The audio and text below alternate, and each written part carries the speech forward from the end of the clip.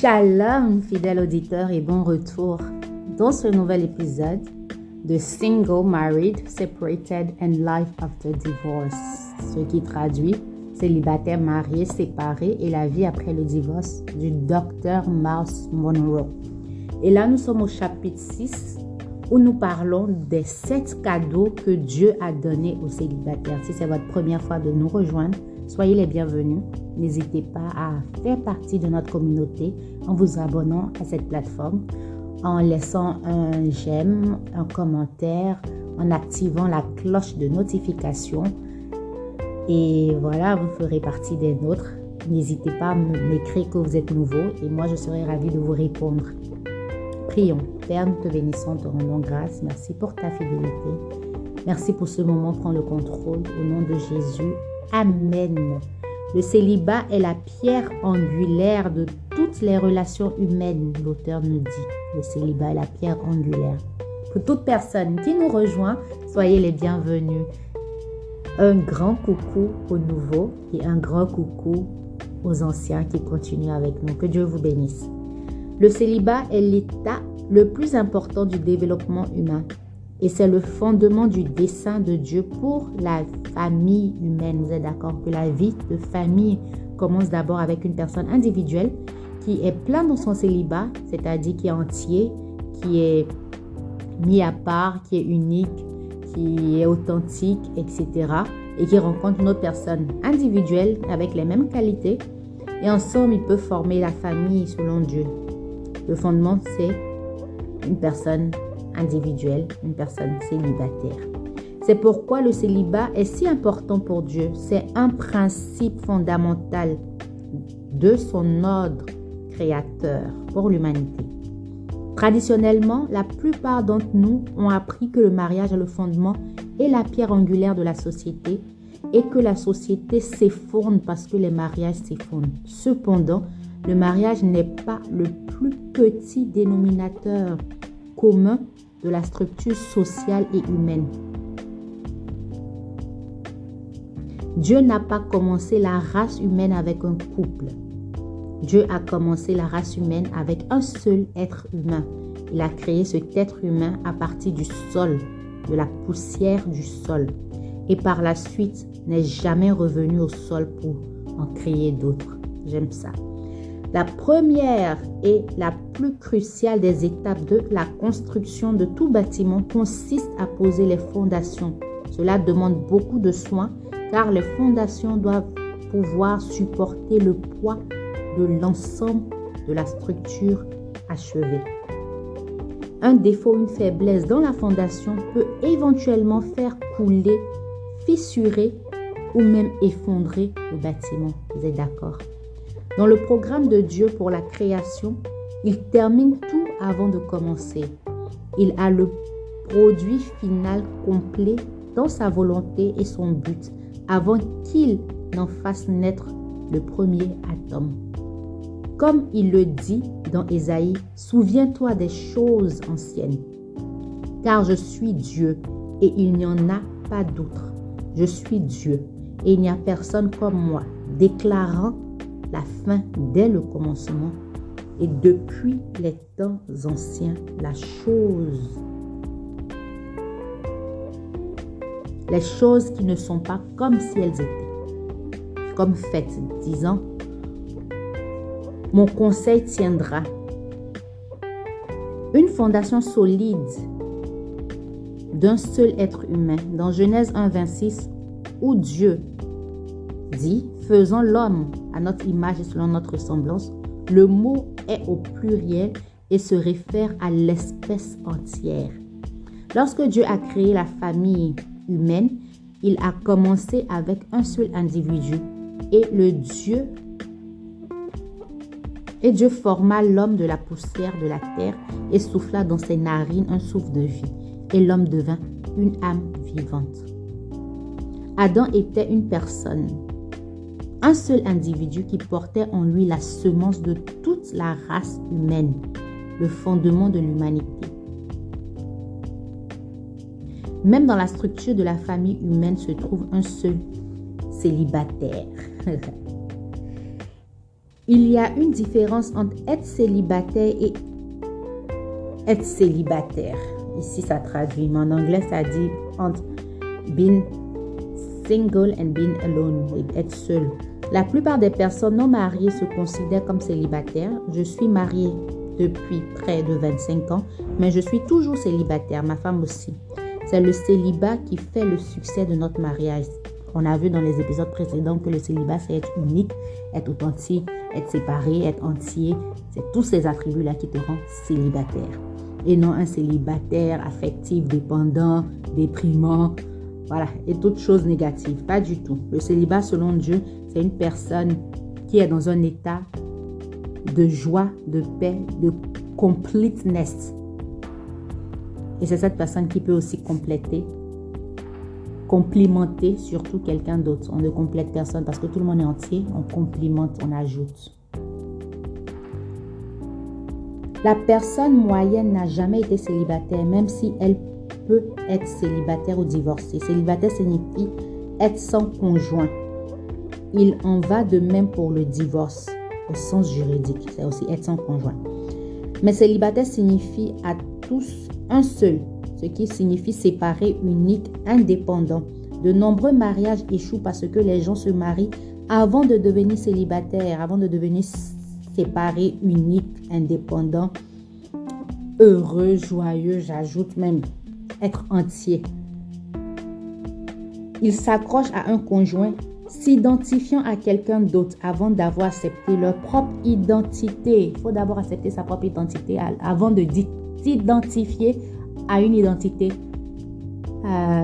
étrangère, à une autre identité. C'est pour ça qu'il est important de se connaître. Et dans l'épisode précédent, je disais, il faut connaître qui nous sommes, donc son qui, son quoi, son pourquoi, son comment et son où. 5 questions très importantes à déjà découvrir en soi, pour soi, avant même de rencontrer quelqu'un d'autre. Ils se marient en attendant que le mariage les rende célibataires, c'est-à-dire les rende uniques, indépendants, heureux et tout ce qu'on a vu. En d'autres termes, faute d'un sentiment personnel d'exhaustivité, ils se tournent vers le mariage pour faire d'eux des personnes à part entière. Ils sont entiers et complets sans zèle. Les célibataires qui ne sont pas célibataires ne peuvent pas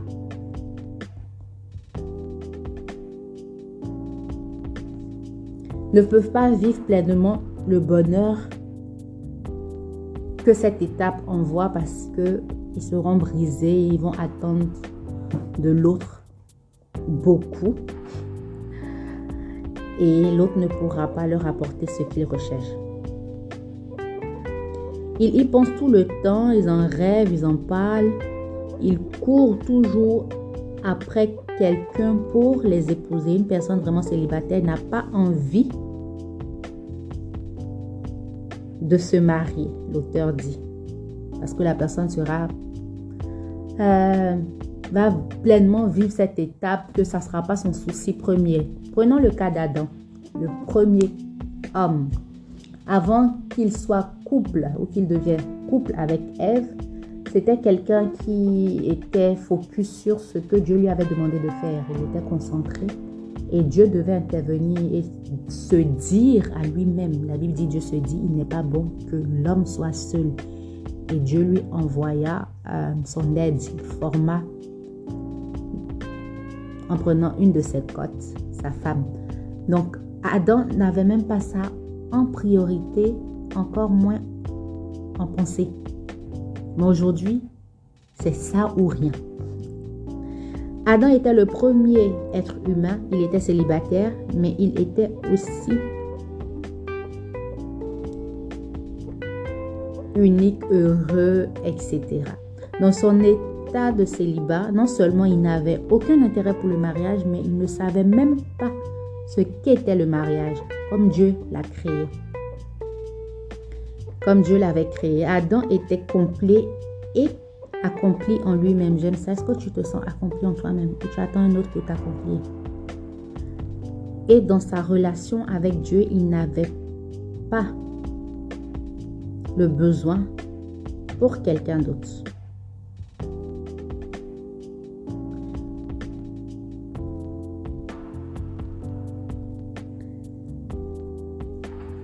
Les 7 dons de Dieu à Adam. Voyons ensemble. Quand Dieu a créé Adam, il a donné à l'homme 7 dons qui ont rempli son célibat. Il faut que ces 7 dons remplissent ton célibat si tu as cette étape.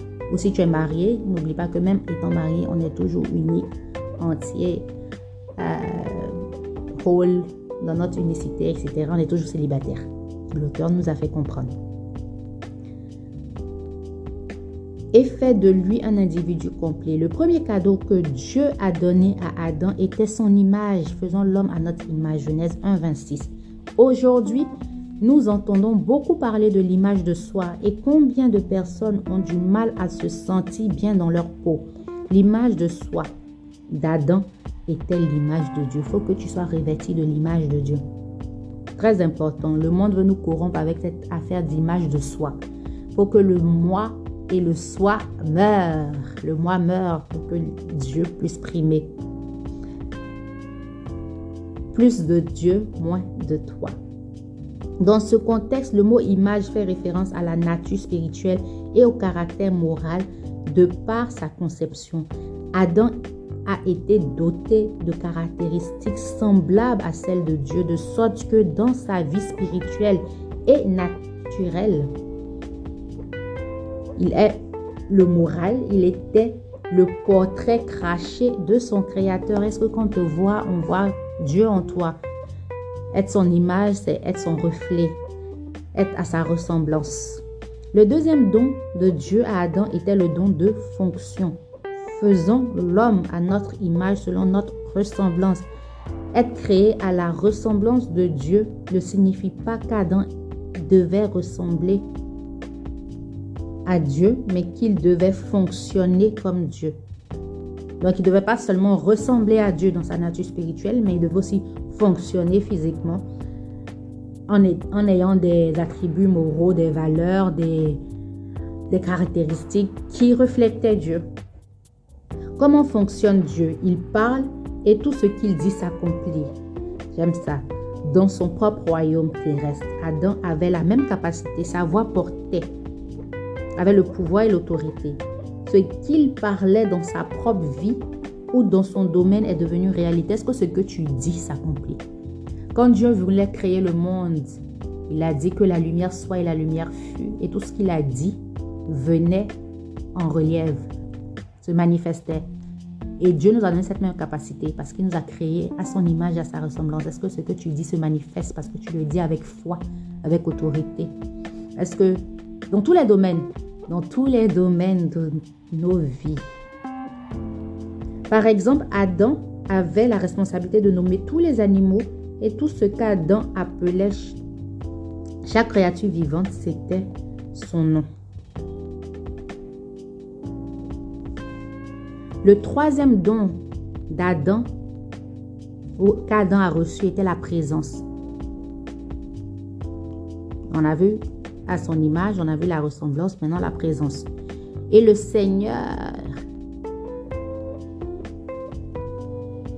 le mit dans le jardin pour qu'il puisse le cultiver, le garder. Il le mit dans le jardin d'Éden. Éden est un mot étrange signifiant diversement endroits. La traduction ici. Ça signifie présence, ça signifie porte ouverte, ça signifie open heavens. Adam était continuellement dans la présence de Dieu. Est-ce que tu es continuellement dans la présence de Dieu? Adam avait été placé dans le jardin d'Éden pour le cultiver et le garder. Cultives-tu la présence de Dieu? La gardes-tu précieusement? Ou tu l'hypothèques avec d'autres choses? Adam avait la présence avant de recevoir le conjoint. Le travail implique de devenir. Avec ses 4 premiers dons, Adam savait qui il était et ce qu'il devait devenir, comment il devait fonctionner. Est-ce que tu sais comment tu dois devenir, qui tu dois devenir? Est-ce que tu t'es identifié Dans ta personnalité, dans tes attributs, tu sais où tu vas, etc. Est-ce que tu as découvert ton qui, ton who, ton qui, ton quand, ton comment, ton où, ton qui, ton quoi, ton comment, ton où et ton quand. Je vous ai dit qu'il y en a 5. Où il se trouvait ce qu'il était censé faire. Adam savait tout ça. Le 5e don de Dieu qu'Adam avait reçu était la cultivation. Dieu l'a placé dans le jardin d'Éden pour le cultiver. Ici, on voit que le jardin d'Éden était pour lui l'habiller. Habiller le jardin, le cultiver. Adam était doué de la capacité de faire ressortir dans ce qu'il avait, dans ce que Dieu avait déjà établi, de faire ressortir ce dont il avait besoin. Une partie de sa responsabilité dans le jardin était d'améliorer son environnement et de le faire de manière à profiter à toutes les créatures qui s'y trouvaient. Est-ce que tu rentres dans ce mandat où l'environnement que Dieu t'a donné, ton rôle est de l'améliorer et de faire sortir le bon pour faire profiter à tous ceux qui en bénéficient? Le 6e don que Dieu a donné à Adam était la protection. Adam était chargé de garder ou de protéger le jardin de tout ce qu'il contenait. En tant qu'intendant et seigneur de son domaine terrestre, Adam en était également le gardien. Dieu l'a doté de la capacité de protéger et de défendre ce dont il garde, ainsi que de protéger et de défendre la présence de Dieu pour le bénéfice, pour son intérêt. Enfin, comme 7e don, Dieu a donné à Adam sa parole. Et le Seigneur Dieu commanda à l'homme disant: de toute arbre du jardin, tu pourras manger librement, mais de l'arbre de la connaissance du bien et du mal, tu n'en mangeras pas, car le jour où tu en mangeras, tu mourras sûrement. Adam savait qui il était, comment il fonctionnait et où il était, ce qu'il était censé faire et comment améliorer son environnement et comment protéger son environnement. En plus de tout cela, il connaissait la parole directe de Dieu. À tout point de vue, c'est la définition d'un individu entier, épanoui, équilibré et bien adapté. D'un individu célibataire. Ici, on voit ces 7 dons. Ces 7 dons que Dieu avait donnés à Adam. Et toi, dans ces 7 dons, combien d'entre eux opères-tu déjà? Le but est d'opérer dans ces 7 dons.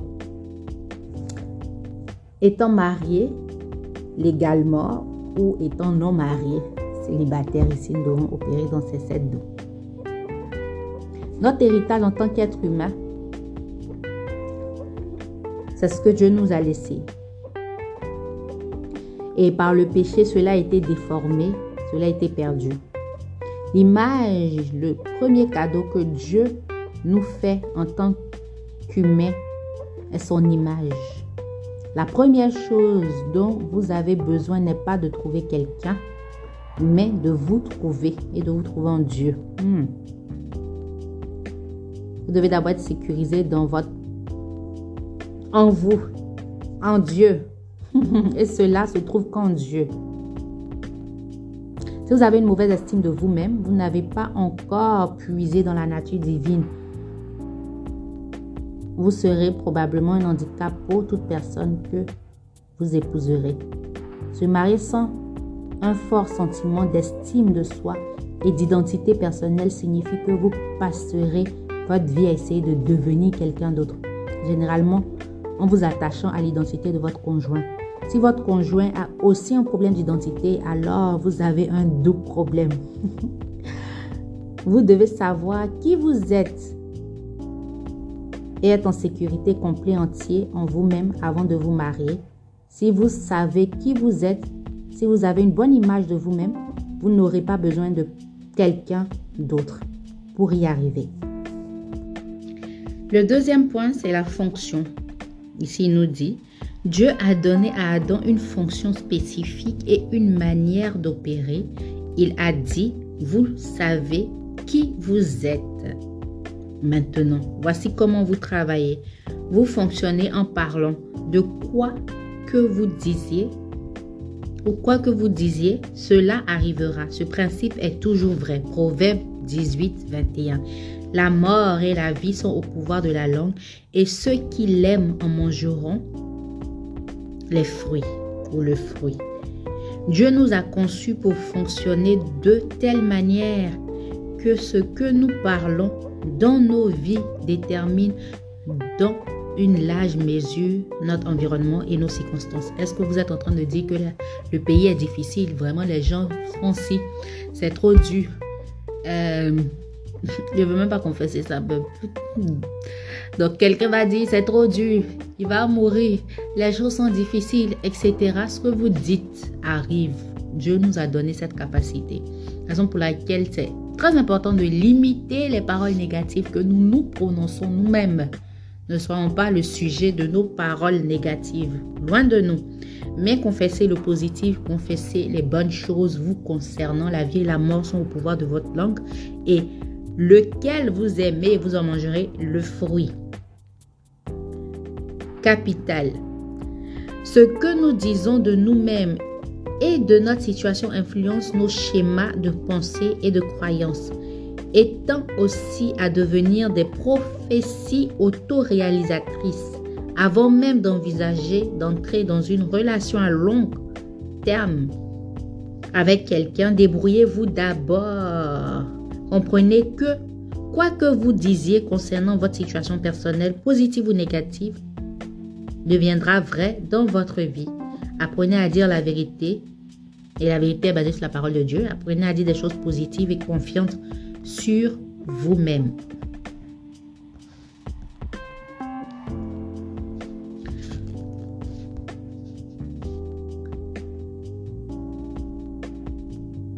Avant de rentrer dans une relation à long terme, si vous savez comment vous fonctionnez, vous n'aurez pas à dépendre de l'approbation des autres et des ressources des autres pour gagner votre vie. Vous pourrez prendre soin de vous en utilisant vos propres capacités, vos dons et vos talents. Très important. Pour utiliser vos propres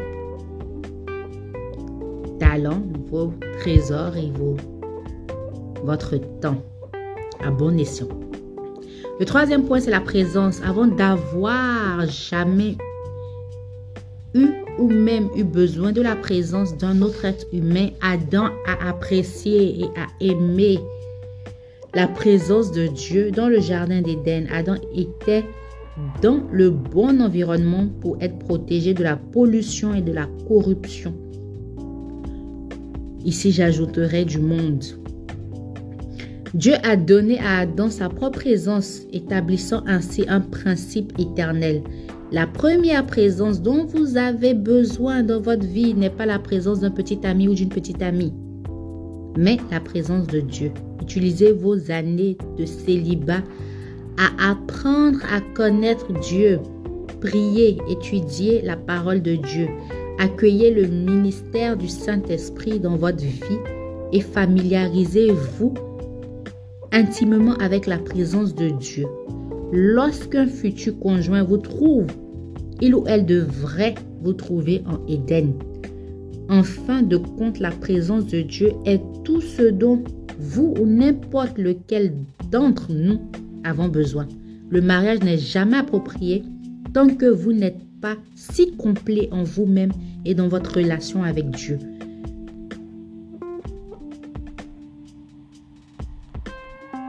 Vous n'avez pas besoin du mariage pour vous définir. Cette parole devrait être libératrice pour beaucoup. Le quatrième don est le travail. Dieu a donné à Adam un travail significatif à faire pour qu'il puisse devenir pleinement lui-même. J'aime ça, un travail significatif à faire pour qu'il puisse devenir pleinement lui-même et manifester son plein potentiel. Le mot grec pour travail est le mot ergon, signifiant littéralement devenir, become. Lorsque Dieu a placé Adam dans le jardin et l'a chargé de le cultiver et de le garder, il disait à Adam de devenir lui-même. En d'autres termes, Adam devait manifester qui il était vraiment. Dieu a le même but pour vous.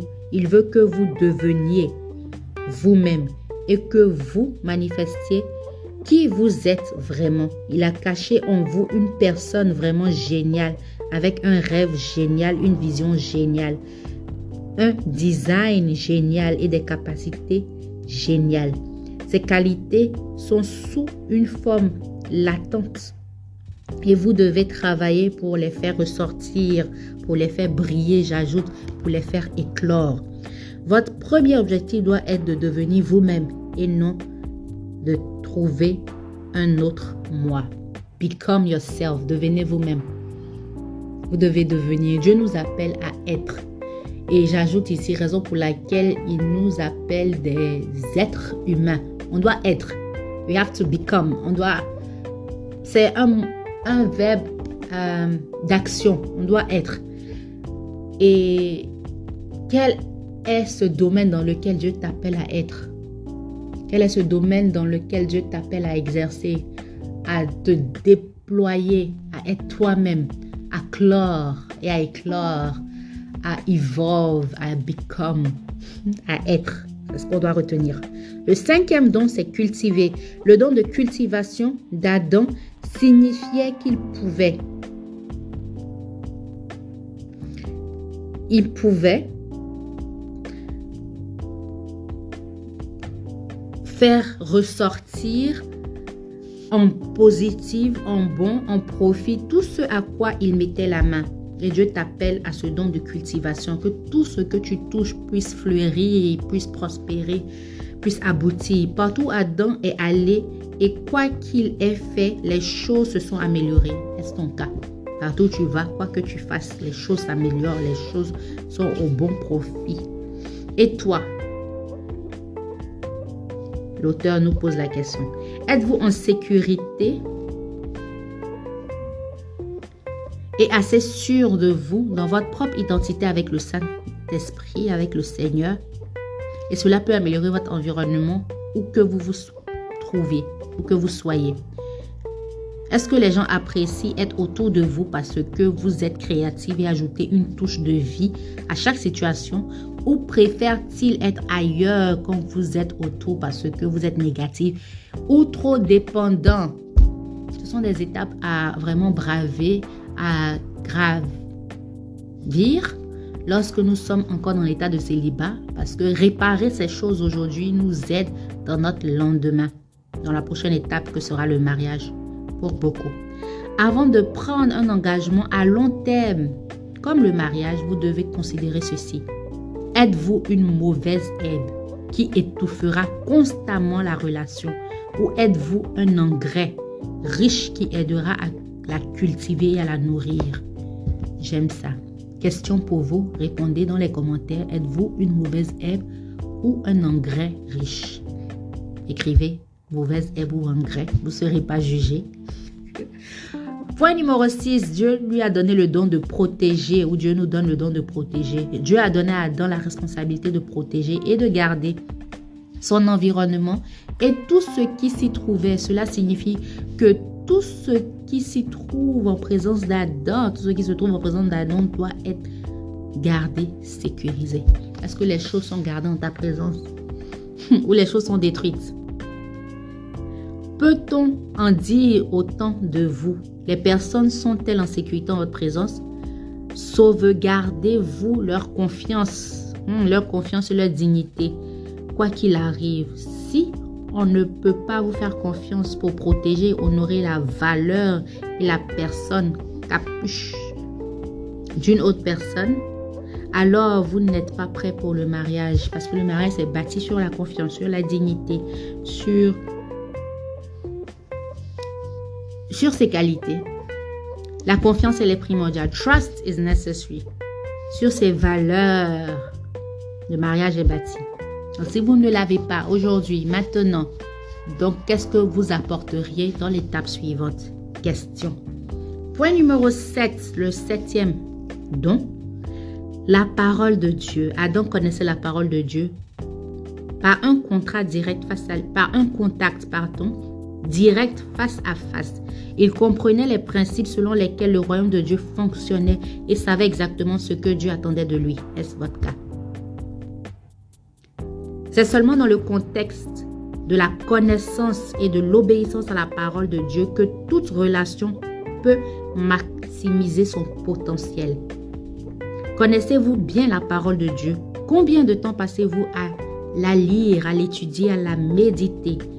Tout comme un conjoint potentiel devrait vous trouver en Éden, il ou elle devrait également vous trouver en étant un étudiant assidu de la parole de Dieu. La connaissance de la parole de Dieu est essentielle à tout mariage vraiment réussi et efficace. Totalement vrai. Lorsque vous manifestez ces 7 dons dans votre vie, au moins dans une certaine mesure, et que vous les augmentez petit à petit, peut-être n'est pas tous les 7, mais pour progresser, ça fait partie de la vie. C'est à ce moment-là que Dieu vous dit, comme il a fait à Adam, qu'il n'est pas bon que vous soyez seul. Adam est l'exemple et la preuve du principe. Il était tellement occupé à devenir lui-même, à être et à faire tout ce que Dieu lui avait donné, qu'il n'éprouvait aucun sentiment de besoin ou de désir pour quelqu'un d'autre. Il n'avait pas besoin d'un autre humain pour partager sa vie. C'est juste à ce moment-là qu'il reçut son épouse. C'est juste à ce moment-là qu'il était prêt pour cela. C'est juste à ce moment-là que Dieu s'est dit qu'il n'est pas bon que l'homme soit seul. C'est juste à ce moment-là. Et dans un des épisodes, je vous ai dit que c'est un peu comme une femme qui recherche à tomber enceinte. Quand elle est préoccupée, quand elle est stressée, quand elle met toute sa tête, quand elle fait ci ou ça ne vient pas. Scientifiquement prouvé. Mais lorsqu'elle se libère, elle libère son esprit, elle libère sa tête, elle va à ses occupations, elle fait autre chose, tout en désirant bien sûr, mais elle ne fiche pas tout son... Voilà. Et là, boum, le miracle s'opère. Boum, ça se manifeste. Je pense que c'est un principe de vie. Lorsqu'on n'est pas focalisé sur « je veux me marier, je veux quelqu'un dans ma vie, je veux ci, je veux ça », et qu'on recherche à devenir la personne que Dieu veut que nous soyons, à devenir la meilleure version de nous-mêmes, c'est alors que Dieu trouve qu'il n'est pas bon que nous soyons seuls. Qu'est-ce que tu fais en ce moment? Dans ces 7 différents dons que Dieu nous donne au travers d'Adam. Et c'est le principe qui est universel, c'est le principe qui est éternel, c'est un principe qui demeure. La vie n'est pas rédigée par des miracles, mais elle est rédigée par des principes. Lorsque nous respectons les principes, les lois instaurées, nous rentrons dans la plénitude et la manifestation de ce dont nous recherchons. Ici, l'auteur nous dit que Adam, voici le principe. Vous n'êtes pas prêt pour le mariage que lorsque vous n'avez pas besoin d'être... Ok, vous n'êtes pas prêt. Vous êtes seulement prêt lorsque vous ressentez le besoin de ne pas l'être. Et c'est ce que j'expliquais. Lorsqu'on ressent le besoin de ne pas l'être. Il dit, voici le principe. Vous n'êtes prêt pour le mariage que lorsque vous n'avez pas besoin d'être marié. Tant que vous n'êtes pas vraiment célibataire, il est bon pour vous d'être seul jusqu'à ce que vous grandissiez à l'endroit où vous avez besoin de grandir. Vous êtes un être unique à part entier. Et vous devez devenir dans ce dans quoi Dieu vous appelle. Vous devez trouver votre identité avant de recevoir le partenaire désiré. Qu'est-ce que nous retenons dans cet épisode? Nous retenons que nous devons become. Become. Très important. Donc, c'est avec joie que je vous ai servi. Moi, c'est Souveraine Amwako, épouse à Lobo. Et rendez-vous dans le prochain épisode. N'hésitez pas à laisser un commentaire, à nous écrire et à partager. Que Dieu vous bénisse. Rendez-vous next time. Shalom chez vous.